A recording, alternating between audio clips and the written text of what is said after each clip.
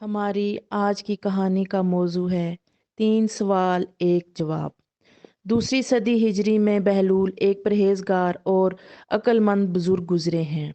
वो लोगों को हमेशा अच्छी अच्छी नसीहतें करते रहते थे जिनसे लोगों को बहुत फ़ायदा होता था। इसीलिए लोग इनको बहलूल दाना कहा करते थे।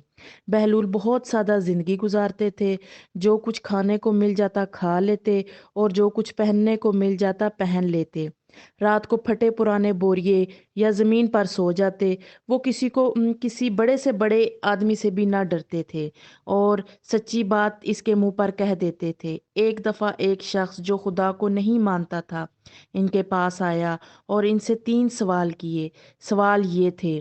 नंबर 1, तुम जो कहते हो खुदा हर जगह मौजूद है, मुझे दिखाओ कि वो कहाँ है।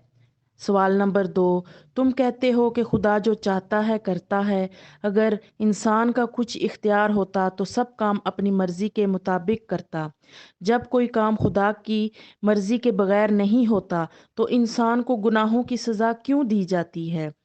और नंबर 3, शैतान को दोज़ख में डालने से इसको क्या सज़ा मिल सकती है जबकि वो खुद आग से पैदा हुआ है।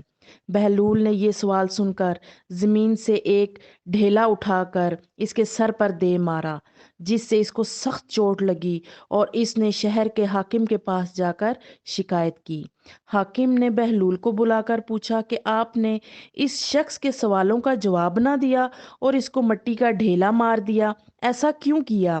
बहलूल ने जवाब दिया, यही तो इसके सवालों का जवाब है।